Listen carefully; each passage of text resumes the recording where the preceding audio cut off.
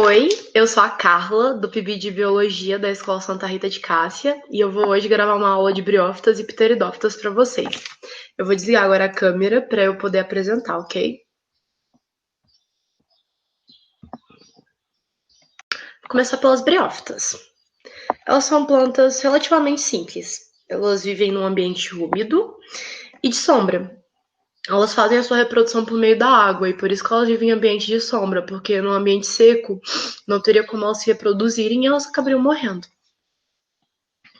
Elas não têm diferenciação nos seus tecidos, nem nas folhas, no caule ou nas raízes, tanto que são chamados de filóides, cauloides e rizoides. Elas também não possuem sistema vascular com xilema ou floema, e por isso elas têm uma estatura tão pequena.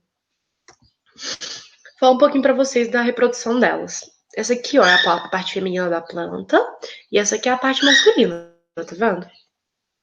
Quando tem água no meio delas, que elas precisam de água para se reproduzir, elas liberam os esporos, que são onde ficam os anterozoides, que é o nome do gameta masculino da planta. O anterozoide, ele nada até a oosfera. Lá ele fecunda a oosfera, que é o óvulo da planta, e disso surge uma nova planta. E é basicamente assim a reprodução delas. Aqui eu trouxe para vocês alguns exemplos, para vocês poderem ver que não é só aquele musgozinho que a gente conhece muito, que faz aquele tapete, que são briófitas. Esses daqui também são exemplos, apesar de também serem plantas com estrutura reduzida por causa da falta do seu sistema vascular. E era isso. Agora eu vou falar um pouquinho para vocês das pteridófitas, que são um pouco mais completas. Elas possuem raiz, caule, folhas diferenciados e com funções específicas. Elas têm um sistema vascular completo e por isso elas têm uma maior estatura. E a sua reprodução depende de água também. Nisso elas são parecidas com as briófitas. Aqui, ó, as pteridófitas são muito conhecidas por samambaias, porque são as maiores representantes da classe. Elas são grandes, mas elas dependem de água para reproduzir. Fala um pouquinho da reprodução. Assim como ali nas briófitas, quando elas entram em contato com água, elas liberam os esporos, que são onde ficam os anterozoides, que também é o nome do gameta das pteridófitas.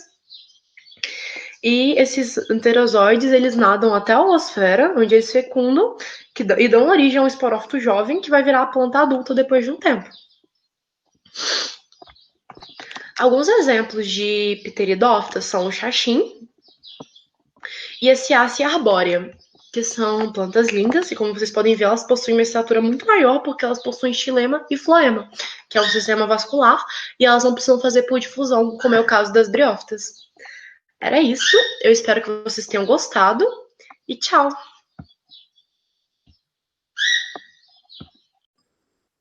Olá, pessoal, eu me chamo Mariana e eu faço parte do PIB de 2020 de Biologia da Escola Santa Rita de Cássia, assim como a Carla.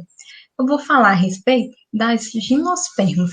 Como vocês irão observar, no slide tem somente gravuras, mas todo o conteúdo que será abordado está disponível no material complementar que foi entregue nas escolas e também que está disponível online. Então, vamos começar. O tema dessa aula é gimnospermas. Primeiramente, o que são? O nome gimnosperma vem do grego. Ginos significa nu e esperma, semente. Portanto, as gimnospermas são plantas que possuem as sementes nuas, ou seja, não são protegidas por um fruto. As primeiras plantas produtoras de sementes, as gimnospermas primitivas, datam de 360 milhões de anos atrás. Na época do seu surgimento, ocorreram mudanças climáticas. O clima tornou-se mais seco e frio, o que prejudicou as briófitas e as pteridófitas. Elas são plantas vasculares com sementes, não apresentam frutos e nem flores, são terrestres e comumente encontradas em locais de clima frio ou temperado. Não dependem de água para reprodução e podem atingir grandes alturas, ultrapassando 100 metros de altura, como é o caso das sequoias, que estamos vendo nessas imagens. As sequoias São as maiores espécies de árvores do mundo e podem viver cerca de 3.000 anos. Mas, infelizmente, elas estão morrendo devido a fatores relacionados a mudanças climáticas. E é muito interessante observar, né, o tamanho do caule da sequoia comparado a um ser humano. As gimnospermas vivem. A Araucária angustifolia, conhecida como pinheiro do Paraná, é uma espécie endêmica do país, pertencente ao grupo das coníferas.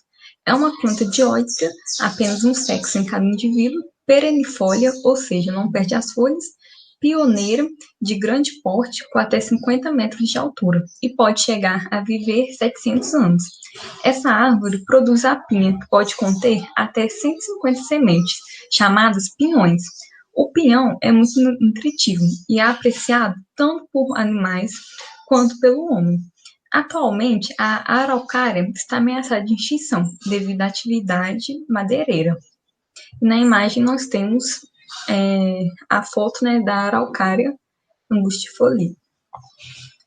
Agora, um fato interessante sobre a pinha, que nós vemos nessa imagem, é que ela é capaz de prever se irá chover ou não. Prever, entre aspas, né, lembrando. Existe um aparelho que mede a umidade do ar, chamado higrômetro. A pinha funciona também como higômetro, pois ela se fecha, como na primeira imagem, quando o ar está mais úmido, e se abre quando o ar está mais seco, como na segunda imagem. Se por acaso vocês estiverem perto de um pinhal e quiserem saber se tem probabilidade de chover ou não, basta observar as pinhas. Se estiverem fechadas, o tempo está úmido, maior probabilidade de chover. Se estiverem abertas, o dia estará quente e seco. É um indicativo, né? Agora, para finalizar, vamos falar agora a respeito da reprodução. Utilizaremos o pinheiro como modelo para explicar a reprodução de uma gimnosperma. Os óvulos dessas plantas agrupam-se em cones ou estróbilos, assim como os sacos polínicos. A falta de envoltório para os óvulos facilita a polinização anemófila, que é quando a polinização é feita pelo vento. Este tipo de polinização é bem característico das gimnospermas, embora algumas angiospermas também são polinizadas desta forma. Polinizar significa transportar o pólen da planta masculina para a planta feminina. A redução do gametófito continuou ao longo da evolução das plantas terrestres, chegando a tornar microscópico nas plantas vasculares. Nas gimnospermas, há a dominância do esporófito sobre o gametófito e alternância de gerações, em que verificamos a alternância entre uma fase de esporófito, diploide, e outra gametofítica, haploide. O esporófito adulto contém os estróbilos masculinos por meio da meiose, originam os microsporos nos cones de pólen, que é masculino. Os microsporos, por sua vez, dividem-se, originando o gametófito parcialmente desenvolvido, que é o grão de pólen. O grão de pólen é formado por 4 células. O grão de pólen, por sua vez, será disperso principalmente pelo vento. Já o cone feminino é dotado de óvulos. Quando o grão de pólen encontra esse cone, o tubo polínico é produzido e irá se alongar através da micrópula, que é uma abertura existente no tegumento.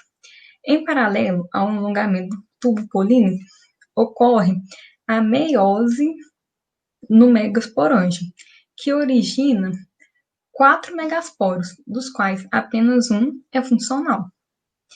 Esse megasporo funcional fica retido no interior do megasporângio e origina o megagametófito. O megagametófito contém o arquegônio, que irá formar as oosferas. Já no tubo polínico, são formadas 2 células espermáticas, que atuam como gametas masculino. Quando o tubo alcança o gametófito feminino, as células espermáticas são liberadas no gametófito. Uma célula espermática se degenera e a outra se une à oosfera, ou seja, a fertilização acontece.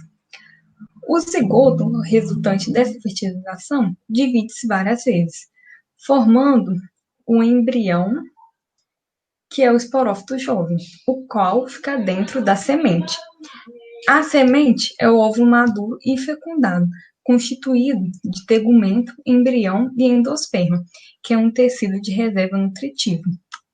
Em condições ideais, essa semente irá germinar e dar origem a um novo esporófito adulto, dotado de estróbilos masculinos e femininos. E essa foi a referência bibliográfica utilizada por mim.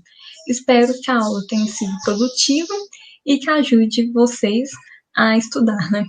Então, obrigada a todos pela atenção.